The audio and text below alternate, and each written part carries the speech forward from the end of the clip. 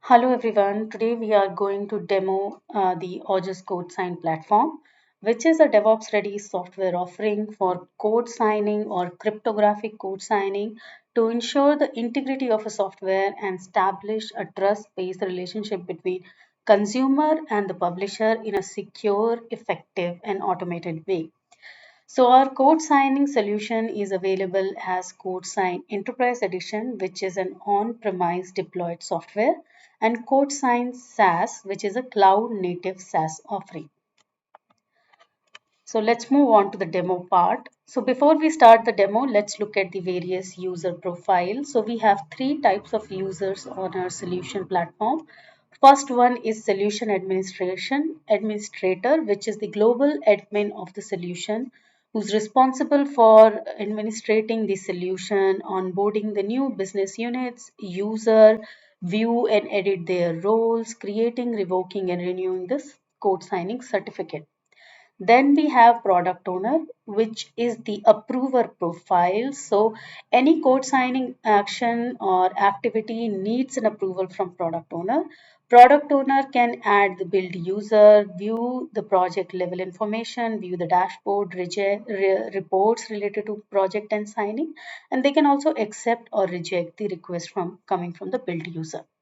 Then we have a third user, which is the build user, which is the actual signer profile or the build engineer who's going to sign using our solution. They can configure build machine, they create the project for code signing initiation, they will register the command line interface, which is one of the component of our solution, and they also do the build machine authentication and execute the code signing command using our command line component. Now let's move on to the process flow. So our code signing solution has two major components. First is UI and other is CLI or command line interface. So the execution starts from UI and then it propagates or completes on the CLI. So first of all, once all the users are onboarded, then onboarding formalities are done, then the build user will, to initiate the signing, will first log into the UI and will create a project on the UI with appropriate details on what kind of files they want to sign, which is the certificate that to be used for that particular signing or that particular project. After submitting or filling all those details, they'll submit the project creation request, which will go to the product owner who's then going to validate the details provided by build user and they will approve the project. Then the request will again reach back to the build user. So build user, once the project is approved, they can initiate signing using that project GUID or the unique identity by which we can identify that particular project.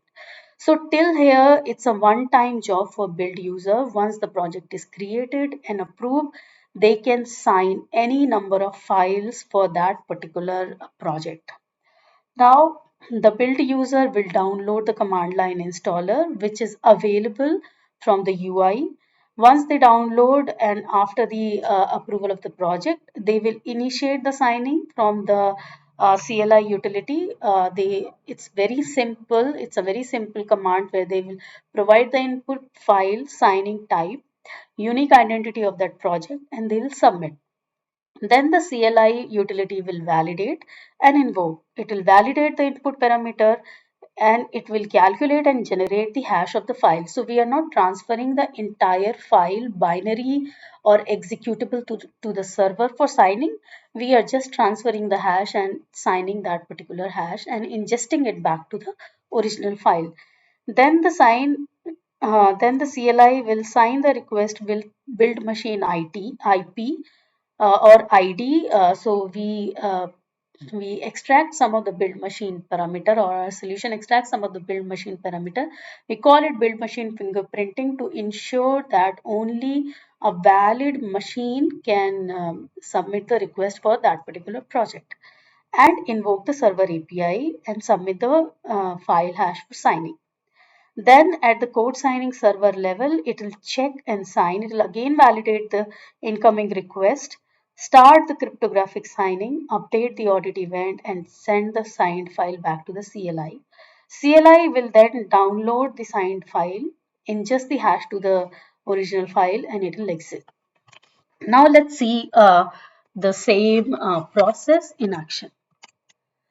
So I'm first going to log in as a build user. So this is how the build user UI looks like. You can see there are various options. There is dashboard where build user can see on a given period of time how many files have been signed. They can see the project count by status, what are the projects which are approved, what are waiting for approval. They can see project count based on the type, Windows, you can see Windows, jar, GPG, Docker. Similarly, by the project type. This is means whatever project they are going to create for what kind of project, how many files has been signed. So you can see these many code sign were initiated, these many files were signed, which is 883, and 24 code signing action were failed. You can see the graphical representation also. So now we are going to create a project. To create a project, I'm just going to provide the details. So let me give the details of whatever name I want to give. I'm giving it as project Windows, since I'm going to sign a Windows based site. Then you need to select the project type. I'm going to select Windows because I'm going to sign a Windows executable. Product name is internally mapped to the business unit, and then the certificate. So let me select this certificate, create project. Okay, the project is added successfully. Now I need now the product owner need to approve this. So I have logged in as a product owner on a different window. So this is how the product owner profile looks like. So you can see a lot more menu options here. They have the similar kind of dashboard, but the information they have is based on the entire business unit, while the build user will have access only to the project related information they are associated with. Then they can see various projects, they can see the users on their business unit, they can see various available certificates, and then the request. So I have given a request for project creation. I'll go to the project creation. This is the project I created. Here are the details. What is the type? When was it requested? What was the user requested it? I'll just approve it. So the project is approved. Now let's go back to the build user profile. So here now if we go to the approved, we can see that our project is approved. Okay. Now we need to sign this using the CLI utility. If I look at the project details, this is the GUID I was referring to. This is the product ID. You can see all the details mentioned here. I'll just copy this. Now to download the CLI, all build user need to do is from here, navigate to the help section, which will open the user guide for them. So on the user guide, all the details are there, roles and responsibilities, steps for code signing. They can also download the CLI. So if they click here, it will navigate them to the page where they can download the zip file and install it. So I have already installed it. All I'm going to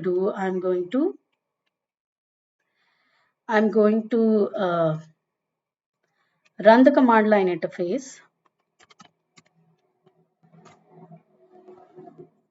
and initiate the signing. So I've already copied the project ID. I'll run the code signing command, give the sign, GUID. Okay. Then input file path. This is the file which I want to sign. So let me show you the file which I'm going to sign. I've kept it on my local. This is the application I'm going to sign. It is a Windows executable. Let me show you the property. So you see it has no digital signature attached to it. There's nothing called as digital signature. So I'll just copy the path and the file name. After that, I need to enter the output file location where I want my signed file to be downloaded. I'll be downloading it again on my local. So this is the folder I'm downloading. You can see right now it does not have the same setup exe which I'm going to sign. It will be downloaded here post the signing. Now we just need to initiate it. This is a simple command user need to enter to initiate the signing. Okay, so now you can see the signing has been initiated. It is also showing you the log file location, the start time, the job ID, file upload. There was only one file which was uploaded, and you can see that everything was completed in 10 seconds. It was actually, yeah, it was actually less than 10 seconds. Now let's open the log file. So this is the log file. You can see all the details, all the action details, how much time was taken to generate the file hash, when was the signature downloaded, when was this ingested, and at what time the code sign was completed. Now let's go back to the signed folder. You can see that file has been downloaded successfully here. Let us go and check the properties. Now we have a digital signature tab. Okay, if you look at the digital signature, you can see the details like we have entered. So you can see the detail, you can see the signing time. Let's view the certificate. Okay, you can see the certificate which I selected. All the details are mentioned here. You can see the version, the serial number, who was the issuer, and the signature algorithm. All the details are mentioned. Also, here we have the counter signature, which is the timestamp. Okay, so this timestamp is basically to ensure the we can say ensure the validity of this particular build. So you can see if you look at the certificate of this digital signature or this timestamp digital signature, the counter signer, you can see that it is valid from 7/14/2023 to 10/14/2034, which means that even if the certificate, the signing certificate is expired, this particular build is valid till the time this timestamp is valid. So because signing certificate have a very less validity, they are valid for 1, 2, or 3 years, but this build will still be valid even after the certificate is expired due to this timestamp.